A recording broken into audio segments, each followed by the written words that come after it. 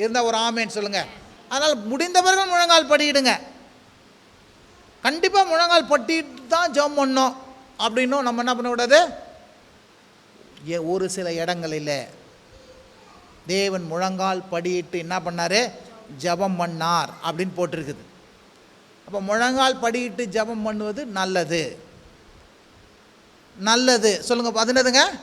நல்லது. நம்முடைய பக்தியையும் நம்முடைய ஒழுக்கத்தையும் நம்முடைய பயத்தையும் தேவனுக்கு கொடுக்குற அந்த மரியாதையும் வேதம் சொல்லுது. அந்த நாமத்துக்கு முன்பாக முழங்கால்கள் முடங்கும். அந்த நாமத்துக்கு முன்பாக நாங்கள் முழங்கால்கள் முடங்கும். இந்த முசல்மான்கள் பாருங்கள், இந்த முழங்காலில் முடுங்கிறது தான் அவனுக்கு ரொம்ப குறியாக இருப்பான். அப்படி முழங்கால்கள் முடுங்கி அந்த முழங்கால்கள் காப்பு காய்ச்சிற வரைக்கும் என்ன பண்ணான், முழங்கால்கள் அப்படியே இருக்கும். அந்த ஒரு முசல்மானுக்கு அந்த முழங்காலில் அந்த காப்பு காய்க்கிறது காட்டுறது தான் அவன் வந்து என்னதுங்க, அவன் பக்தியை என்ன பண்ண முடியும், அவன் காப்பு காய்ச்சிக்கு தான் பார்ப்பான். பார்த்துட்டு எவ்வளோ பக்தியாக முழங்கால் படிக்கிட்டு 2 இடத்துல பார்ப்பாங்க. ஒன்று நெத்தியில் என்ன பண்ணணும், கருப்பாக இருக்கணும். இந்த நெத்தியில் என்ன பண்ணுங்க, கருப்பாக இருக்கும். முழங்கால்கள் 2 என்ன பண்ணோம், காப்பு காய்த்து இருக்கும். அவன் 5 வேளை ஜெபம் அவன் தொழுது கொள்கிறான். முழங்கால் படிக்கிட்டு நெத்திய தரை மட்டும். ஆபிரகாம் என்ன பண்ணுறாங்க, அந்த முழங்கால் படிக்கிட்டு தரை மட்டும் என்ன பண்ணுது, தன்னை தாழ்த்தி தேவனிடத்தை ஜெபம் பண்ணது போல் அது சர்வாங்க பலி மாதிரி, அது சர்வாங்க பணிதல் மாதிரி இருந்தால் ஒரு ஆமேன்னு சொல்லுங்கள். ஆபிரகாம் என்ன பண்ணுறான், முழங்கால் படிக்கிட்டு முகங்குப்புற விழுந்து தேவனை என்ன பண்ணா, வணங்கினான். இருந்தால் ஒரு ஆமேன்னு சொல்லுங்கள். அப்போது ஜெபத்தில் முழங்கால் படியிடுவது நல்லது. ஜெபம் பண்ணணும், முழங்கால் படியிட்டு ஜெபம் பண்ணது நல்லது. முடிஞ்சவர்கள் அதை பண்ணுங்க. இல்லைங்க எனக்கு முட்டி வலிக்குதுங்க, முழங்கால் படி, சரி பரவாயில்ல. நிற்கிறவங்கள பார்த்து முழங்கால் படிடுவங்க குற்றம் சொல்லக்கூடாது. முழங்கால் படி விடுது இன்னும் அப்படி பண்ணால் தான் ஜெபமானு இவனை கிண்டலும் என்ன பண்ணக்கூடாது. ஒருத்தரை எல்லாத்தையும் எல்லாமே ஏற்றுக்கொள்ளணும். இங்கே வேதத்தில் எங்கே எடுத்து பாருங்கள், முழங்கால் படிட்டு ஜெபம் பண்ணுறது பற்றி நிறைய பேர் முழங்கால் படிட்டு ஜெபம் பண்ணுறாங்க. முழங்கால் படிட்டு ஜெபமும் நல்லது. இருந்தால் ஒரு ஆமேன்னு சொல்லுங்கள். ஹல்லேலூயா. அதனால தான் சில பாரம்பரிய சபையில் முழங்கால் படிட்டு கால் வலிக்குன்னு சொல்லிட்டு அந்த இடத்துல என்ன பண்ணுவாங்க, பெஞ்சில் ஒரு குஷன்லாம் கூட என்ன பண்ணியிருப்பாங்க, அடித்து வச்சுருப்பாங்க. முழங்கால் படிட்டு அவங்க வந்து ஜெபம் பண்ணுறதுக்காக அதை பேலன்ஸ் பண்ணுறதுக்கு அந்த கட்டை கூட என்ன பண்ணோம், அது பிடிச்சிக்கணுக்கு ஜெபம் பண்ணுறதுக்கு என்ன பண்ணோம், வசதியாக இருக்கும். அது சிலது நம்ம ஏற்றுக்கொள்ளலாம், சிலது எல்லாமே அவங்களுக்கு தப்புன்னு சொல்லக்கூடாது. அவங்களுக்குள்ள சில பக்திகள் இருக்குது. அதனால தான் பவுல் சொல்கிறான், பக்தி இருக்குது, ஆனால் பக்திக்கேற்ற என்னது, அறிவு பக்தி வேணும். பக்தி உள்ளவனை கர்த்தர் தமக்கென்று என்ன பண்ணுறாரு, தெரிஞ்சு கொள்கிறாரு.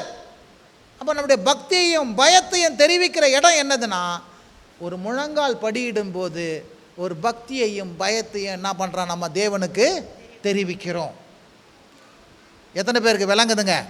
ஆகவே இன்றைக்கி 3 காரியம் பார்க்குறோம். என்ன, அந்த நாமத்தை உச்சரிக்கணும், தேவனை நோக்கி ஜெபம் பண்ணணும், முழங்கால் படியிட்டு ஜெபம் பண்ணுவது நல்லது.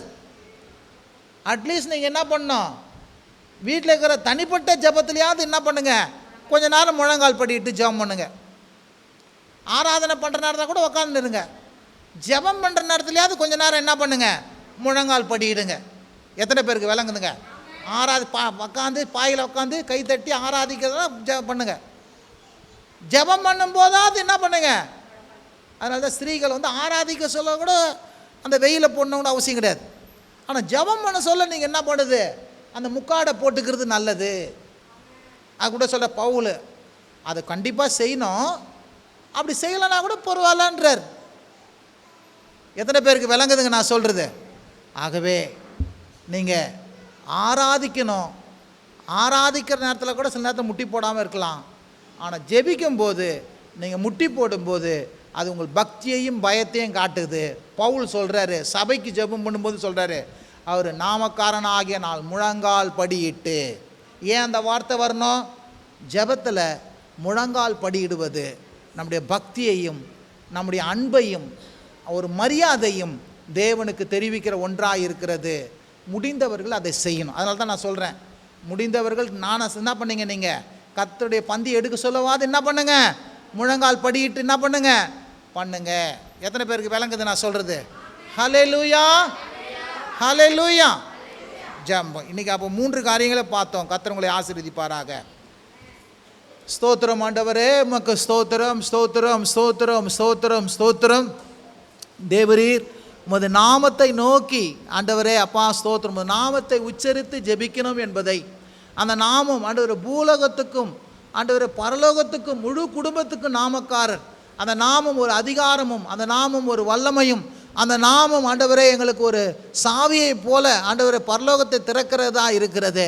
அந்த நாமத்தை சொல்லி ஜெபிக்கும் போது எங்களுக்கு பதில் வருகிறதா இருக்கிறது என்பதை குறித்தும், தேவனை நோக்கி, பிதாவை நோக்கி, பரலோகத்தின் தேவனை நோக்கி ஜெபிக்க வேண்டும் என்பதை குறித்தும் ஆண்டவரே முழங்கால் படியிட்டு ஜெபிப்பது ஆண்டவரே எத்தனை பக்தியையும் பயத்தையும் ஒரு மரியாதையும் காட்டுகிறது என்பதை குறித்து இந்த நாளிலே தியானிக்கத்தக்கதாக நீர் எங்களுக்கு கிருபை செய்தீங்களே, அதற்காக உமக்கு நாங்கள் நன்றி செலுத்துகிறோம். உமை நாங்கள் துதிக்கிறோம், உமை நாங்கள் போற்றுகிறோம்.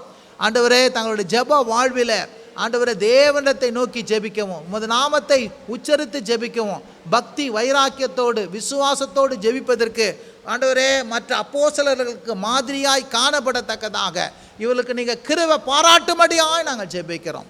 வந்திருக்கிற ஒவ்வொருவரையும் பேர்பாராய் ஆசீர்வதியும், அடைய குடும்பங்களை ஆசீர்வதியும், அடைய பிள்ளைகளை ஆசீர்வதியும், அடைய கையின் பிரயாசங்களை ஆசீர்வதியும், அடைய போக்குவரத்துகளை ஆசீர்வதியும். ஒரு பெரிய சமாதானத்தையும் ஒரு சௌக்கியத்தையும் ஒரு பலனையும் ஆண்டவரை கட்டளையிடும்படியாக ஜெபிக்கிறோம்.